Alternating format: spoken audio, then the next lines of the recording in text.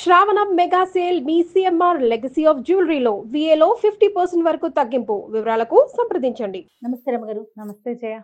రమగారు, మీ friends list తీయండి ఒకసారి. Okay, వరుస పెట్టి అందరికి విషెస్ చెప్పండి. ఎందుకో తెలుసా, మనకి ఫ్రెండ్షిప్ డే వస్తుంది రమగారు. ఏటా వస్తుందిగా, ప్రతి సంవత్సరం వస్తుంది. అన్ని దినాలతో పాటు ఇది కూడా ఒక రోజు.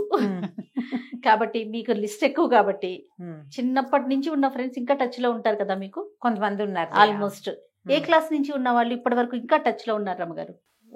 1 నుంచి 5 దాకా గూడూరులో చదువుకున్నాను నేను. అదొక కాన్వెంట్. ఈ కాన్వెంట్ లో చదువుకున్న వాళ్ళలో ఒక మాధవి టచ్ లో ఉంది 1వ క్లాస్ నుంచి.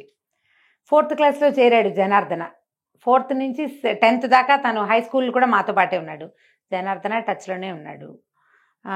ఈ 1వ క్లాస్ నుంచి 5వ క్లాస్ దాకా ఆదిలక్ష్మి, వీళ్ళందరూ కొంతమంది ఉండేవాళ్ళు. కానీ ఆదిలక్ష్మి మళ్ళీ మధ్య టచ్లో, తనకు తొందరగానే పెళ్ళి అయిపోయింది.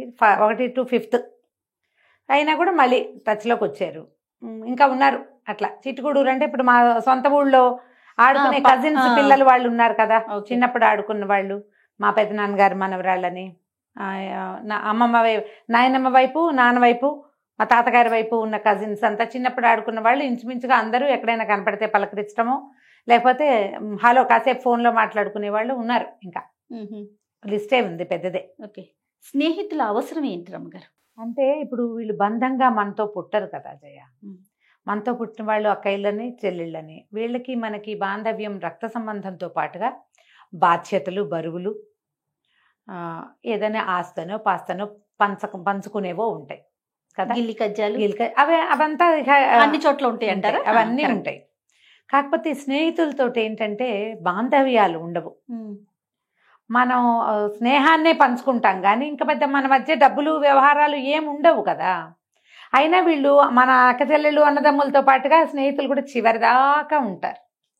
మనం ఎంతమందిని ఉంచుకుంటాము లేదా ఎంతమంది మనతో ఉంటారు అనేది ప్రీ డిసైడెడ్. నేను అనుకోవటం ముందే రాసుకుని వస్తాం మనం ఫ్రెండ్స్ విషయంలో. ఖచ్చితంగా జయ, ఖచ్చితంగా చిన్నప్పటి నుంచి ఉన్న స్నేహాన్ని అలాగే కంటిన్యూ చేసి చివరిదాకా, ఎంత వాళ్ళు 50 ఏళ్ళు దాటినా కూడా స్కూల్ మేట్స్ కలిసి ఉండేవాళ్ళు మా గ్రూప్స్లోనే బోళ్ళంతమంది ఉన్నారు. ఇప్పుడు నేనైనా మా శారదకి నాకు చాలా గ్యాప్ వచ్చింది మధ్యలో. ఒక 7-8 సంవత్సరాలు, 5-6 సంవత్సరాలు పెద్దగా మాట్లాడుకోలే. దాని ప్రవాహంలో అది కొట్టుకుపోయింది, నా ప్రవాహంలో నేనున్నా. మళ్ళీ ఒకసారి మళ్ళీ కలవడానికి కుదిరింది. మేము అప్పుడు కూడా ఉత్తరాలు రాసుకోవటం అవి మాకు అలవాటేం లేదు. ఎప్పుడు కలిసినా రోజు కలుస్తున్న వాళ్ళలాగానే ఉండేవాళ్ళం జనరల్గా మాట్లాడుకుంటా. ఇప్పుడు కూడా అంతే, అరమరికలు లేవు. నువ్వు ఇది బాగుండలేదు, ఇది సరిగా లేదు, అది బాగుంది, అలా చెప్పుకోగలము. ఒకళ్ళనొకళ్ళు విమర్శించుకోగలము, సరి చేసుకోగలము. ఇలాంటివి కొంతమందితో కుదురుతాయి. అవును. ఇప్పుడు వాళ్ళు ఖచ్చితంగా ఏ కిందటి జన్మలోనో ముందు జన్మల్లోనో స్నేహం అయితేనే కాదా, వాళ్ళకి మనకి ఏదో అనుబంధం ఉండే వస్తారు వాళ్ళు మనతో పాటు. ఓకే, నేను దాన్ని నమ్ముతాను ఖచ్చితంగా. కొంతమంది నిలబడతారు, కొంతమంది ఏంటంటే పలకరింపుల వరకు ఖచ్చితంగా ఉంటారు. ఎక్కువ మనసు ఇచ్చి పుచ్చుకో. కానీ మనకి లేట్ ఏజ్లో కూడా 40లు 50లు వచ్చాక కూడా కలిసిన మనుషులు అలాగే మనసు ఇచ్చి పుచ్చుకుని ఎక్కువ స్నేహంగా ఉండి ఆ తర్వాత మనవన్నీ గుండెల్లోది చెప్పుకునేటట్టుగా ఉంటారు. స్నేహితులు అవసరమే చేయ. మనకి ఎంత గుంపు సమాజం సొంతది ఉన్నా మనని మనంగానే స్వీకరించేవాళ్ళు, నువ్వేమిటో అదే వాళ్ళకి అదే కావాలి. నీలోని ఏ మెరుగుని వాళ్ళు చూడలేదు, వాళ్ళకి అది అక్కర్లేదు. మెరుపులు ఉంటే నీవన్నీ నీవే, అవి స్నేహితులకు అవసరం లేదు. ఇప్పుడు ఆ అవసరం లేని వాళ్ళు ఎవరో వాళ్ళు నిజమైన స్నేహితులు. వాళ్ళని ఉంచుకోవాలి మనం. ఎందుకంటే ఎప్పుడో ఒకప్పుడు మనం మనలాగా ఉండాలి కదా. మనం ఏం చేస్తాం, సమాజంలో 3 అంతులు మనం ఎవరోగానే చూపిస్తాం. రియల్ మీ, నిజమైన నేను, దాన్ని ప్రదర్శించాం. ఒక్కొక్కసారి ఇళ్లలో కూడా ప్రదర్శించరు, అక్కడ కూడా దాచుకుంటారు. కానీ ఆ దాచుకోక్కర్లేకుండా మనం అద్దం ముందు నిలబడితే ఏమిటో అలాగా ప్రతిబింబించే వాళ్ళే స్నేహితులు. అలాంటి స్నేహం ఉంటే దాన్ని వదిలిపెట్టుకోకూడదు, నేను ముందుకు తీసుకెళ్ళాలి. చిన్నగా సమస్యలు వస్తాయి స్నేహితులు అంటే సార్ట్అవుట్ చేసుకోవాలి, వస్తాయి కొంతమందితోటి. ఇప్పుడు అది 2 చేతులు కలిసిన చప్పట్లు కాదు, ఒక చేతితోటే వచ్చినాయి, వదిలిపెట్టేయండి. అది మనది కాదనుకోవటమే, ఇక చేసేదేం లేదు. జనరల్గా ఒకటి చెప్తారు చూడండి, మన ఫ్రెండ్స్ని బట్టి మన క్యారెక్టర్ ఏంటో తెలుస్తుంది అనేసి కదా రమ్మగారు. అంతే అంటారు. కానీ మన ఫ్రెండ్స్ ఎవరు ఏమిటి అంటే ఎవరికి తెలుస్తుంది జయ? ఇది వరకటి సమాజం అంటే వేరే. అది ఈ కొటేషన్స్ కాలం ఏనాటిదో, ఇప్పుడు సమాజం అది కాదు. అవునవును. ఇప్పుడు ఏ వ్యక్తి ఎవరు ఏమిటి మనం ఏమి చెప్పలేకపోతాం. పాత రోజుల్లో ఉండేవి ఆ మాటలు. మనం పురాణాల కాలం నుంచి తీసుకున్నామని చూడు.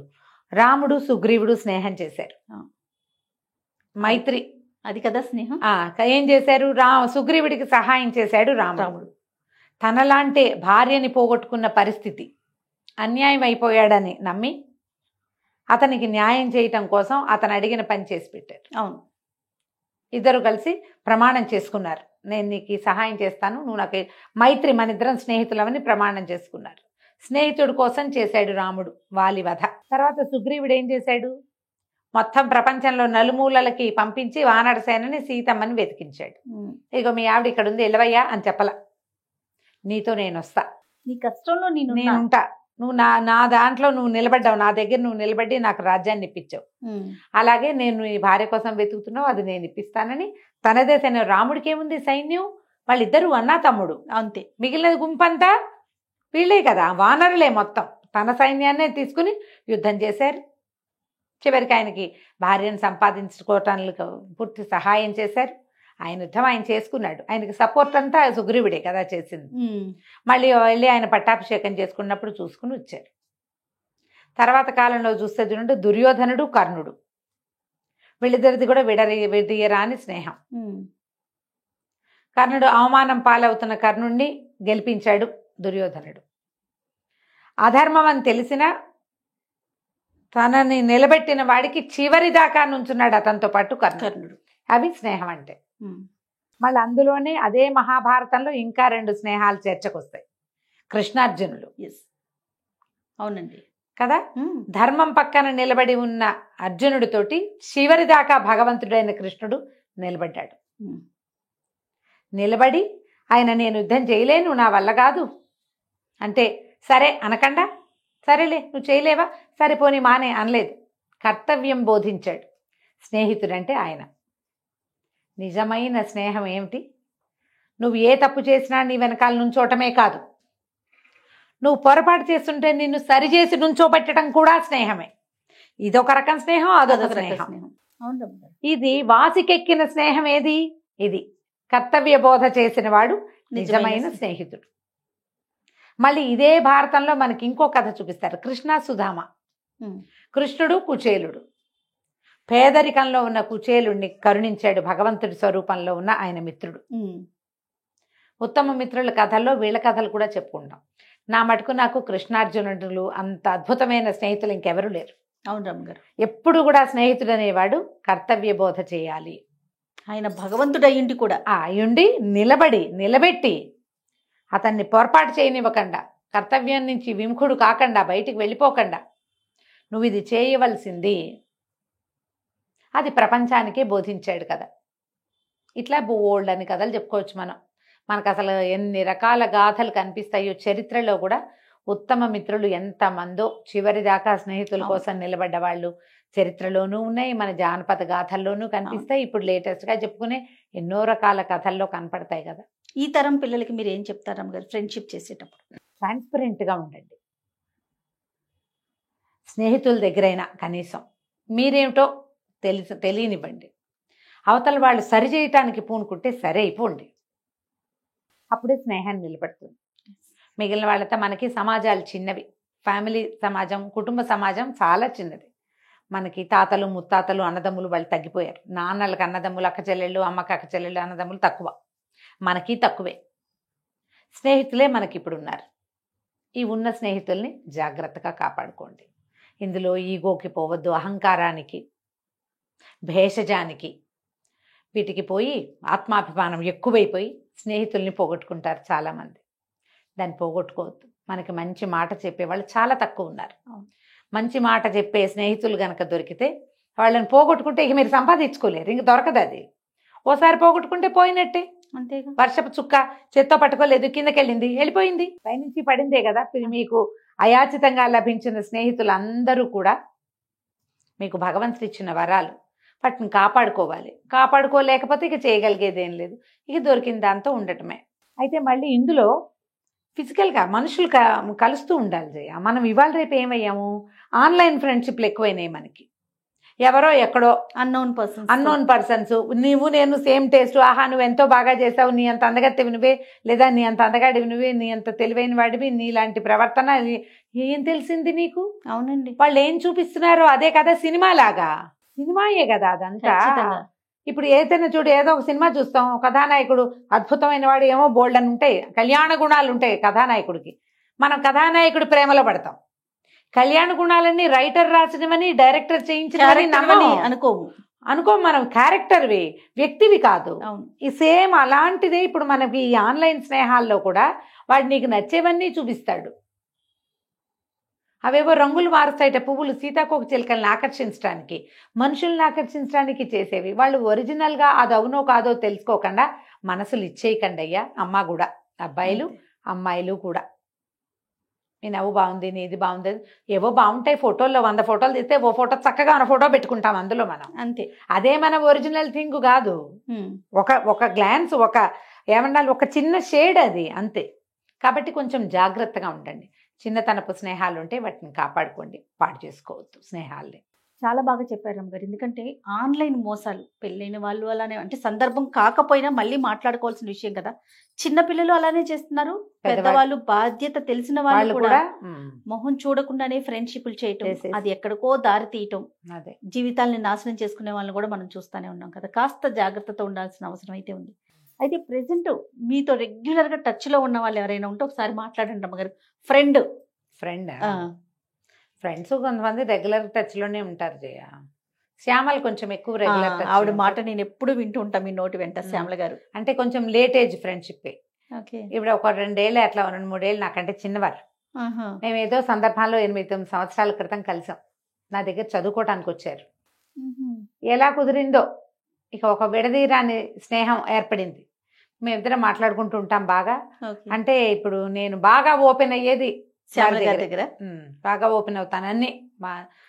నా రకరకాల ఇష్యూస్, నేను ఫేస్ చేస్తున్నవి, నాకు వచ్చిన ఇబ్బందులు, ఏం చెయ్యాలో తెలియనప్పుడు, తోచనప్పుడు సలహా కింద నాకు సలహా ఇవ్వడానికి మాకు అక్కయ్యలు ఉన్నారు పుష్కలంగా.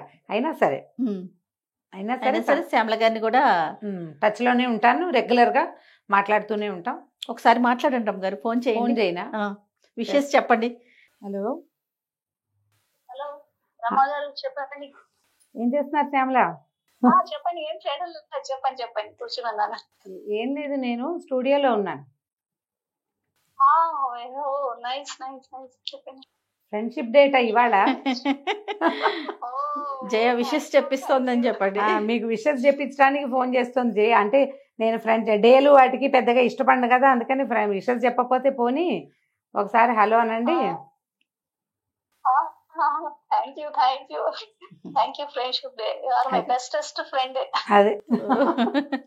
శ్యామల గారు బాగున్నారా? బాగున్నానమ్మా, బాగున్నాను. Thank you. 2 రోజులకు ఒకసారి ఫ్రెండ్షిప్ డే రోజు కాల్ చేయించారు. 2 డేస్కి ఒకసారి నేను రమ్మగారు కలిసిన ప్రతిసారి 2 డేస్కి ఒకసారి మీ పేరు వింటూ ఉంటానండి నేను రమ్మగారి దగ్గర. ఒక్క 2 మాటలు మా రమ్మగారి గురించి మీ ఒపీనియన్, అంటే యాజ్ ఏ ఫ్రెండ్గా మీరు, అంటే నేను ఒక గెస్ట్గా లేకపోతే నాకు ఒక సిస్టరు, మదర్, ఇట్లా నా ఫీల్ వేరు. ఒక ఫ్రెండ్గా మీరు రమ్మగారిలో మీకు బాగా అద్భుతమైన విషయం ఏమనిపించింది? ఒక ఫ్రెండ్గా మీరు ఎలా చూస్తారు ఆవిడ్ని? రమ్మగారిలో అన్ని విషయాలు నచ్చుతాయి నాకు. ఒక్కటేముంది, అన్ని ఇష్టం. ఆవిడ ఎంత బాగా మాట్లాడతారు, ఎంత చక్కగా ఇతరులను అర్థం చేసుకుంటారు, వారి సమస్యల పట్ల ఎంత కన్సర్న్ చూపిస్తారంటే, సొంత ఇంట్లో సిస్టర్స్, పేరెంట్స్ ఎంత కన్సర్న్ తో ఉంటారో అంత కన్సర్న్ చూపిస్తారు ఎదుటి వాళ్ళ బాధ గురించి. ఎవరి గురించి పొరపాటును కూడా ఎటువంటి చెడ్డ మాట రాదు అసలు. అందరి గురించి మంచిగా ఆలోచిస్తూ ఉంటారు. ఇప్పుడు that is the greatest quality రామగారిలో. చాలా ఎటువంటి సిచ్యువేషన్ లోనూ తొణకరు, వెనకరు, నిదానంగా కూర్చుని ఆలోచిస్తారు. అది దానికి పరమాత్మ ఉన్నాడు, ఆయన చూసుకుంటారు. ఇది నేను కూడా చూసానండి, ప్రత్యక్షంగా చూస్తా ఉంటారు అమ్మగారిని. ఎలాంటి సిచ్యువేషన్ వచ్చినా, అంటే జీవితం కదా, అన్ని చూస్తూ ఉంటాం మనము. కష్టం వచ్చినా సుఖం వచ్చినా ఒకేలాగా స్పందిస్తూ ఉంటారండి. ముఖ్యంగా ఏదైనా సమస్య వచ్చినప్పుడు కూడా ఆవిడని చూసి నేను ఎన్ని నేర్చుకుంటాను ఎప్పుడు చెప్తూ ఉంటారు అమ్మగారిని. గుండె ధైర్యంగా ఎలా ఉండాలి, సమస్య వచ్చినప్పుడు దాన్ని మనం ఎలా తీసుకోవాలి, ఎలా తీసుకెళ్ళాలి అనేది anyhow exactly. Thank you so much అండి. కూడా అంతే. Thank you for this opportunity. Thank you Rama గారు. థ్యాంక్ యూ అండి. Happy friendship day. Wow super. నా బదులు మీరు చెప్తున్నారు శ్యామల, హ్యాపీ ఫ్రెండ్షిప్ డే. మాట్లాడతాను మళ్ళీ, మళ్ళీ మాట్లాడతాను. థ్యాంక్ యూ శ్యామల గారు, thank you so much. Right, ఎంత చక్కగా చెప్పారు చూడండి రమ్మగారు. అంటే ఇప్పుడు అందరినీ మనం ఒకేలా కనపడతామా జయ? కనిపించం. నాకు ఒకలాగా ఉంటారు, ఇంకొకరికి ఒకలాగా ఉంటారు, ఇంట్లో ఒకలాగా ఉంటాం, అంతే కదండి. కరెక్ట్ అని. ఇప్పుడు గ్లాసులో పోస్తే టీ గ్లాసుడు, అదే కప్పులో పోస్తే కప్పుడు, అంతే కదా. వీటితో ఏంటంటే మామూలుగా కొంచెం జ్యోతిష్యం తెలుసు శ్యామలకి. ఇలాంటి విషయాలు ఏమైనా మాట్లాడుకునేటప్పుడు నేను ఏమనుకుంటానంటే, నా బేసిక్ నా ఐడియా ఇంతే ఉంటుంది. నేను చాలా సార్లు అదే చెప్తా, దేనికైనా సమయం రావాలి, దేనికైనా భగవంతుడు ఒప్పుకోవాలి మనని. ఇవాళ ఇక్కడ కూర్చున్నామంటే భగవంతుడు ఒప్పుకున్నాడు కాబట్టి, ఏ రోజున ఆయన చెయ్యి మన నెత్తి మీద నుంచి పక్కకి వెళ్తుందో మన ఇంకో చోటకి జరుపుతాడు. చెస్లో కాయిన్స్ జరుపుతాడు పరమాత్మ. జరిపినప్పుడు అప్పుడప్పుడు మనం ప్రముఖంగా కింగ్ స్థానంలో కూర్చుంటాం, తర్వాత క్వీన్ అవుతాం, తర్వాత మంత్రి అవుతాం, ఏనుగు అవుతాం, సెకట్ అవుతాం, బంట అవుతాం, తర్వాత బయటికి వెళ్తాం.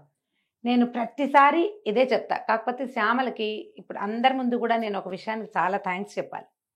నేను ఇలాంటి స్థితికి రాగలనన్న నమ్మకం నాకు మొట్టమొదట కలిగించింది శ్యామలే. సౌందర్యలహరి పాఠం చెప్పుకోవడానికి వచ్చేవారు. మేము కలిసింది పిల్లల వైలన్ క్లాస్లో. మీరేం చదివారు ఇది మాట్లాడితే నేను సంస్కృత్ లెక్చరర్గా వర్క్ చేస్తాను. ఓ మీకు సంస్కృతం వచ్చా, అయితే మీరు సౌందర్యలహరి చెప్పండి నాకు అన్నారు. నాకే రాదండి అన్నాను నేను. నాకే రాదు అంటే, కాదు సంస్కృతం వస్తే అది చదవచ్చు, మీరు చెప్పండి మేము చెప్పుకుంటాం, నేను మా అమ్మాయి వస్తామన్నారు. సౌందర్యలహరి వైపు నన్ను మొట్టమొదట తోసింది శ్యామలే. ఆవిడ ఇప్పటికే ఆ వాక్యం అనుకుంటూ ఉంటారు, సౌందర్యలహరి కలిపింది మన్ని అని. ఆవిడ కోసం నేర్చుకున్నాను జయ నేను. సౌందర్యలహరి 9 ఏళ్ల క్రితం ఆవిడ కోసమే నేర్చుకున్నాను.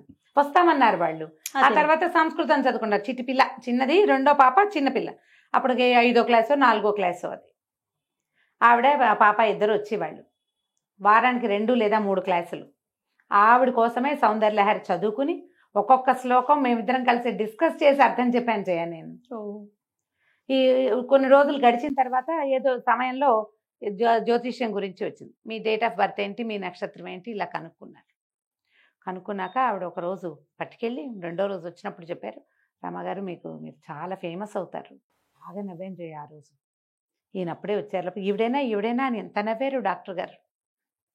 నాకు నవ్వొచ్చింది. చాలా ఫేమస్ అవుతారు. అంతకుముందు శ్లోకాలు చెప్పినప్పుడు ఆవిడకి దాంతోపాటుగా నేను ముకుందమాల చెప్పాను, ఖడ్గమాల చెప్పాను. ఇంకో ఫ్రెండ్ని కూడా తెచ్చేవారు, భారతి గారిని. వారు చదువుకునేవారు. మీ వాయిస్లో భలే పవర్ ఉంది రమ్మగారు, మీరు శ్లోకం చదివితే ఎంత బాగుంది, యూట్యూబ్లో పెట్టచ్చు కదా అనేవారు. ఆవిడ డైలాగ్, మీరు యూట్యూబ్లో పెట్టండి, అసలు ఒట్టి శ్లోకం పెట్టి అర్థం పెట్టేసేయండి అంతే. అది వినిపించింది రమ్మగారు నాకు. అదే శ్లోకం పెట్టి అర్థం పెట్టండి ఇదే అన్నారు. అవన్నీ మనం ఎక్కడ చేస్తాం, అవన్నీ నేను ఎక్కడ చేస్తాను, నా గొంతు ఎవరు వింటారు, అసలు ఎవరు వింటారు అంటే ఆవిడ జాతకం పట్టుకెళ్ళి చెప్పారు ఈ మాట. బాగా నవ్వొచ్చింది. మా సత్యవతి కూడా విన్నది ఆ రోజు ఆ డైలాగ్. ఆవిడ చెప్పారు, మీరు చాలా ఫేమస్ అవుతారు, చాగంటి గారు ఎట్లా ఫేమస్ మీరు అట్లా. ఇదే డైలాగ్ చేయ. ఇప్పుడు ప్రవచనం అంటే చాగంటి గారు, అలాగే ఒక ఏదో విషయం, అది ఏ విషయమో నాకు తెలియదు, కానీ మీ పేరుకి అంత ప్రఖ్యాతి వస్తుంది, ప్రపంచవ్యాప్తంగా గుర్తింపు పొందుతారు మీరు ఇక్కడి నుంచి కనీసం 10-15 సంవత్సరాలు అని చెప్పారు. నా ఒక్క విషయంలో ఆవిడ చెప్పింది 100% అయింది. దానికోసం అని కాదు, ఇప్పుడు ఇదేదో పాయింట్ అని కదా, వారు నన్ను వదిలిపెట్టలా. నేను మా యూట్యూబ్ మనం మొదలు పెట్టాము, ఆవిడ ఆ రోజు కూడా వచ్చారు, మేము ఇలా వెళ్ళాను, ఇలా చేసామని చెప్పాం, వస్తూనే ఉండేవారు. మేము నన్ను స్టార్ట్ చేశాక కూడా ఒక 2 ఏళ్ళు కూడా వచ్చారు, సంవత్సరం 2 ఏళ్ళు తిరిగారు. నేను బాగా బిజీ అయ్యాక వాళ్ళు తగ్గించుకున్నారు. 70 శ్లోకాలే చెప్పాను. ఆ తర్వాత నేను 3 బ్యాచ్లు చెప్పాను. ఆవిడ తర్వాత ప్రతి బ్యాచ్లోనూ ఆవిడ పార్టిసిపేట్ చేస్తూనే ఉన్నారు, వింటుంటారు. ఓకే శ్రద్ధగా వింటారు. ఆవిడ అంటారు ప్రతిసారి, మీరు ఫస్ట్ టైం చెప్పిన దానికి ఇప్పటికీ వింటుంటే మీరు ఎంత పెరిగారో నాకు కనపడుతోంది అంటారు. నేను వింటున్నాను, మొదట నాతో పాటు అర్థం తెలుసుకున్నారు మీరు, ఇప్పుడు మీకు వ్యాఖ్యానం చేయగలిగే స్థితి వచ్చింది. ఎందుకంటే ఒక్కసారి మనం అలాంటి దాంట్లోకి ప్రవేశిస్తే ఆటోమేటిక్గా మన ప్రగతి కలుగుతుంది. అంతే కదా. ఇప్పుడు రోజు కొత్త, 2వ రోజు, 3వ రోజు అలవాటు, 4వ రోజు మెరుగుపరుచుకుంటాం. అలాగే జరిగింది. దీంతో ఎంఏ చదవటం, ఆవిడ కూడా అక్కడ ఏదో కోర్సులో చేర్పించాను, జ్యోతిష్యం కోర్సు. ఇద్దరం కలిసిపోయే వాళ్ళం మొదటి సంవత్సరం. తర్వాత 2వ సంవత్సరం ఆవిడ రాలేదు, కానీ నేను ముందుకెళ్ళాను, భగవద్గీత మొదలుపెట్టాం.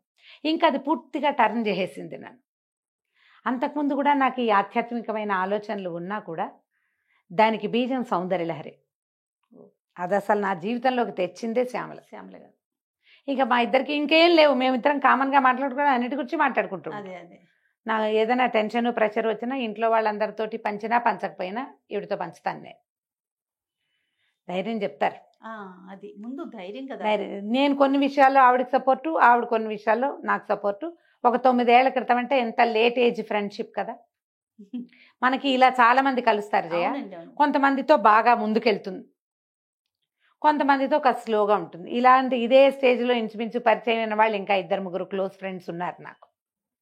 వీరితో ఒక ప్రత్యేకమైన అనుబంధం ఏంటంటే సౌందర్యలహరి. అమ్మ కలిపింది ఇట్లా.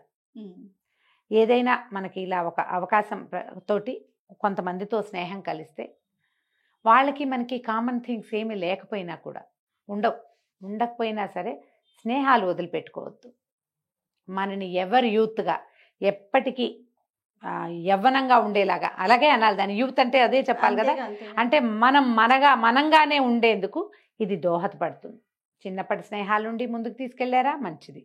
మధ్యలో కలిసిన స్నేహాన్నైనా కొత్త రంగులు అద్దకుండా పాడు చేసుకోకుండా అది ఎలా ఉన్నదో దాన్ని అట్లాగే నిత్య నూతనంగా ఉంచుకుంటే మనం ఎప్పుడూ ఉత్సాహంగానే ఉండగలుగుతాం. ఆలోచించండి. నువ్వు కూడా బిజీగా ఉంటావు కదా జయ. ఇప్పుడు నేను చూడు, నేను ఇంత బిజీగా ఉన్నా నాకు ఫ్రెండ్స్ ఉన్నారు, నీకు కూడా ఫ్రెండ్స్ ఉండుంటారు కదా. నువ్వెవరికి చెప్తావు హ్యాపీ ఫ్రెండ్షిప్ డే? నేనైతే మన కీర్తికి చెప్తాను రమ్మగారు. ఓకే. ఎందుకంటే స్కూల్ ఫ్రెండ్స్ ఉన్నారు, కాలేజీ ఫ్రెండ్స్ ఉన్నారు, హాయ్ హలో అంతవరకే ఉంటా కదా తప్ప ఎక్కువగా డీప్గా వెళ్ళి పర్సనల్స్ షేర్ చేసేసుకునే అంత టైము నేను పెట్టుకోవట్లేదు. బహుశా అది మరి రాంగో రైట్ నాకు తెలీదు. నా ప్రతి స్టెప్ని చూసింది కీర్తి. మన దగ్గర చేస్తా ఉంది కదా కీర్తి బహుశా మన దగ్గరకు వచ్చి 2 years అయింది కదా. కానీ TV5లో మేమిద్దరం కలిసి వర్క్ చేసాం. నాకు ఒక 15-16 సంవత్సరాల నుంచి కీర్తి తెలుసు. చిన్నది నీకంటే. నాకు ఎట్లా అనిపిస్తుంది అంటే అక్క వాళ్ళ పాప, తర్వాత పింకీ, తర్వాత కీర్తి, అట్లా ఆ లైన్ అనిపిస్తుంది. కానీ ఎంత మెచ్యూర్డ్ గా ఉంటుంది అమ్మాయి, చాలా మెచ్యూర్డ్ గా ఉంటుంది, చాలా మంచి అడ్వైజెస్ ఇస్తుంది.